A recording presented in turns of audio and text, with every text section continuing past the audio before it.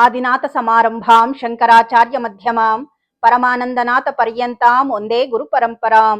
ಗುರು ಬ್ರಹ್ಮ ಗುರುರ್ವಿಷ್ಣು ಗುರುದೇವೋ ಮಹೇಶ್ವರ ಗುರು ಸಾಕ್ಷಾತ್ ಪರಬ್ರಹ್ಮ ತಸ್ಮೈ ಶ್ರೀ ಗುರವೇ ನಮಃ. ಭಜೆ ಶ್ರೀಚಕ್ರ ಮಧ್ಯಸ್ಥಾಂ ದಕ್ಷಿಣೋತ್ತರಯೋ ಸದಾ ಶ್ಯಾಮಾ ವಾರ್ತಾಳಿ ಸಂಸೇವ್ಯಾಂ ಭವಾನೀಂ ಲಲಿತಾಂಬಿಕಾಂ. ಶ್ರೀ ಗುರುಭ್ಯೋ ನಮಃ. ಶ್ರೀಮಾತ್ರೇ ನಮಃ. ಪ್ರತಿಯೊಬ್ರು ಲಲಿತಾ ಸಹಸ್ರನಾಮ ಪಾರಾಯಣವನ್ನ ಮಾಡ್ತಾ ಇರ್ತಾರೆ. ಆದ್ರೆ ಕೆಲವರಿಗೆ ನಿತ್ಯವೂ ಪಾರಾಯಣ ಮಾಡೋದಕ್ಕೆ ಸಾಧ್ಯವಾಗೋದಿಲ್ಲ. ಅಂದ್ರೆ ಕೆಲ್ಸಕ್ಕೆ ಹೋಗೋಂಥವ್ರು ಇರ್ತಾರೆ, ಬಹಳ ಬ್ಯುಸಿಯಾಗಿರ್ತಕ್ಕಂತಹ ಸ್ತ್ರೀಯರು ಇರ್ತಾರೆ. ಲಲಿತಾ ಸಹಸ್ರನಾಮವನ್ನ ಪುರುಷರು ಕೂಡ ಪಾರಾಯಣ ಮಾಡ್ತಾ ಇರ್ತಾರೆ. ನನ್ಗೆ ಬಹಳಷ್ಟು ಜನ ಕೇಳ್ತಾರೆ, ಅಮ್ಮ ಲಲಿತಾ ಸಹಸ್ರನಾಮವನ್ನ ಅಥವಾ ಯಾವ್ದಾದ್ರು ವ್ರತ ಪೂಜೆ ವಿಡಿಯೋಗಳನ್ನ ಹಾಕಿದಾಗ ಪುರುಷರು ಕೂಡ ಮಾಡ್ಬೋದಾ ಅಂತ ಹೇಳಿ ನನಗೆ ಬಹಳಷ್ಟು ಜನ ಕಮೆಂಟ್ಸ್ ಅನ್ನ ಮಾಡ್ತಾ ಇರ್ತಾರೆ. ಇಲ್ಲಿ ಭಗವತಿಯ ಆರಾಧನೆ ಮಾಡೋದಿಕ್ಕಾಗ್ಲಿ, ಯಾವುದೇ ವ್ರತ ಲಲಿತಾ ಸಹಸ್ರನಾಮ ಪಾರಾಯಣವೇ ಆಗ್ಲಿ ಮಾಡೋದಕ್ಕೆ ಇಲ್ಲಿ ಯಾವುದೇ ರೀತಿಯ ಭೇದ ಭಾವಗಳು ಇರೋದೇ ಇಲ್ಲ. ಪುರುಷರು ಮಾಡ್ಬೇಕಾ, ಸ್ತ್ರೀಯರು ಮಾಡ್ಬೇಕಾ, ಎಲ್ರು ಮಾಡಬಹುದು. ಭಕ್ತಿ ಶ್ರದ್ಧೆ ಇರೋಂಥ ಪ್ರತಿಯೊಬ್ರು ಮಾಡಬೇಕು ಅಂತ ಹೇಳ್ತೀನಿ. ಇನ್ನು ಲಲಿತಾ ಸಹಸ್ರನಾಮವನ್ನ ನಿತ್ಯವೂ ಪಾರಾಯಣ ಮಾಡೋದಕ್ಕೆ ಸಾಧ್ಯವಿಲ್ಲ. ಯಾವುದಾದರೂ ಒಂದು ಒಳ್ಳೆ ದಿನ ಹೇಳಿ, ಒಂದು ದಿನ ಮಾಡಿದ್ರು ನಮ್ಗೆ ಸಂಪೂರ್ಣವಾದ ಫಲ ಸಿಗುವಂತಹ, ಅಮ್ಮನವರಿಗೆ ಪ್ರೀತಿದಾಯಕವಾದಂತಹ ದಿನ ಯಾವುದಿದೆ ಅಂತ ಕೇಳಿದ್ರು. ಬಹಳ ವಿಶೇಷವಾಗಿ ಅಮ್ಮನವರು ಚಂದ್ರಕಲಾ ಸ್ವರೂಪಿಣಿ ಅಂತ ಹೇಳ್ತಾರೆ. ಅಂದ್ರೆ ಶ್ರೀವಿದ್ಯೆಯನ್ನ ಚಂದ್ರಕಲಾ ವಿದ್ಯೆ ಅಂತ ಕೂಡ ಹೇಳ್ತಾರೆ. ಅಂದ್ರೆ ಸಂಪೂರ್ಣವಾಗಿ ಚಂದ್ರನ ಷೋಡಶ ಕಳೆಗಳಿಂದ ಶೋಭಿಸ್ತಕ್ಕಂಥವಳು ಪರಮೇಶ್ವರಿ ಅಂತ.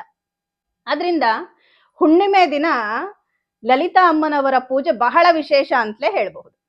ಶ್ರೀವಿದ್ಯಾ ಉಪಾಸಕರಿಗಾಗ್ಲಿ, ಲಲಿತಾ ಅಮ್ಮನವರ ಆರಾಧಕರಿಗಂತೂ ಪೌರ್ಣಮಿ ಅಂದ್ರೆ ಬಹಳ ವಿಶೇಷ, ಒಂದು ಹಬ್ಬದ ವಾತಾವರಣವೇ ಇರುತ್ತೆ. ಹುಣ್ಣಿಮೆ ದಿವಸ ನಾವು ಯಾವ ಸಮಯದಲ್ಲಿ ಮಾಡಬೇಕು ಮತ್ತೆ ಹೇಗೆ ಮಾಡಬೇಕು, ಇದು ಬಹಳ ಮುಖ್ಯ ಆಗುತ್ತೆ.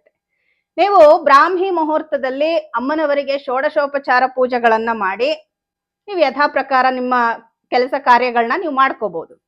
ಅದೇ ಸಾಯಂಕಾಲ ನೀವು 9 ಗಂಟೆಯ ನಂತರ ಮತ್ತೆ ಸ್ನಾನಾದಿಗಳನ್ನ ಮುಗಿಸಿ, ಅಂದ್ರೆ ಹೊರಗಡೆ ಹೋಗಿ ಬಂದಿರ್ತೀರಾ, ಮತ್ತೆ ಮಲಿನ ಆಗಿರುತ್ತೆ ದೇಹ, ಶುದ್ಧಿಯನ್ನ ಮಾಡಿಕೊಂಡು ಸ್ನಾನವನ್ನ ಮಾಡಿ ಪರಿಶುದ್ಧವಾದಂತಹ ವಸ್ತ್ರವನ್ನ ಧರಿಸಿ ಹುಣ್ಣಿಮೆ ಪಾರಾಯಣವನ್ನ ಮಾಡಬೇಕು.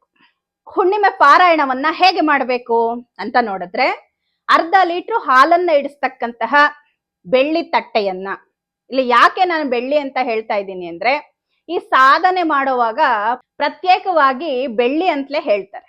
ಶಕ್ತಿ ಇರೋಂಥವ್ರು ಬೆಳ್ಳಿ ತಟ್ಟೆ ಇಟ್ಕೋಬಹುದು, ಅಥವಾ ಯಥಾಶಕ್ತಿ ನಿಮ್ಮ ಮನೇಲಿ ಯಾವ್ದಿರತ್ತೆ ಆ ತಟ್ಟೆಯನ್ನ ಬಳಸ್ಕೋಬಹುದು.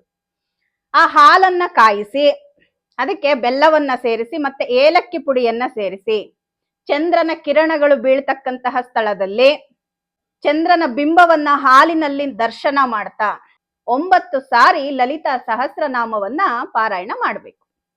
ಹೀಗ್ ಮಾಡೋದ್ರಿಂದ ಏನಾಗತ್ತೆ ಅಂತ ಕೇಳಬಹುದು. ನಿಮ್ಮ ಯಾವುದೇ ಸಂಕಲ್ಪ ಇದ್ರೂ ಸಿದ್ಧಿಯಾಗುತ್ತೆ.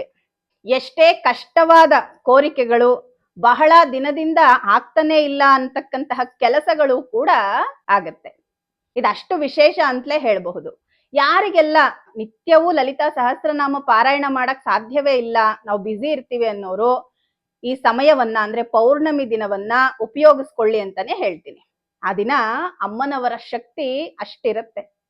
ಆ ಚಂದ್ರನಲ್ಲಿ ನಾವು ಪರಮೇಶ್ವರಿಯನ್ನ ಧ್ಯಾನಿಸ್ತಾ ನಾವು ಲಲಿತಾ ಸಹಸ್ರನಾಮ ಪಾರಾಯಣ ಮಾಡೋದು ಅಂದ್ರೆ ಅದು ಬಹಳ ವಿಶೇಷ ಅಂತಲೇ ಹೇಳಬಹುದು. ಆದ್ರಿಂದ ಈ ಹುಣ್ಣಿಮೆ ಪಾರಾಯಣವನ್ನ ಪ್ರತಿಯೊಬ್ರು ಮಾಡ್ಲಿ ಅನ್ನೋ ಉದ್ದೇಶದಿಂದ ನಾನು ಹೇಳ್ತಾ ಇದ್ದೀನಿ. ಲಲಿತಾ ಅಮ್ಮನವರ ಅನುಗ್ರಹ ಕೂಡ ಎಲ್ಲರಿಗೂ ಸಿಗ್ಲಿ ಅನ್ನೋದಷ್ಟೇ ನನ್ನ ಕೋರಿಕೆ. ಪಾರಾಯಣ ಮಾಡಿದ ನಂತರ ಆ ಹಾಲನ್ನ ಮನೆಯಲ್ಲಿರ್ತಕ್ಕಂಥವರೆಲ್ಲ ಕುಡಿಬಹುದು. ಈ ಕುಡಿಯೋದ್ರಿಂದ ನಮಗೆ ಆರೋಗ್ಯದ ಲಾಭವೂ ಕೂಡ ಆಗುತ್ತೆ. ಇಂತಹ ಬಹಳ ಉನ್ನತವಾದಂತಹ ಸಾಧನೆಯ ರೀತಿ ಇದನ್ನ ಪರಿಗಣಿಸಿ ಪ್ರತಿಯೊಬ್ರು ಮಾಡಿ, ನಿಮಗೆ ಗೊತ್ತಾಗತ್ತೆ ಇದರ ಅನುಭವಗಳು ಹೇಗಿರುತ್ತೆ, ಎಷ್ಟು ಮನಸ್ಸಿಗೆ ಆನಂದವನ್ನ ಉಂಟು ಮಾಡುತ್ತೆ. ಮಾಡಿ ನೋಡಿ. ಪರಮೇಶ್ವರಿ ಅನುಗ್ರಹ ಎಲ್ಲರಿಗೂ ಸಿಗಲಿ ಅಂತ ಪ್ರಾರ್ಥಿಸ್ತಾ, ಲೋಕಾ ಸಮಸ್ತ ಸುಖಿನೋ ಭವಂತು, ಸಮಸ್ತ ಸನ್ಮಂಗಳಾನಿ ಭವಂತು.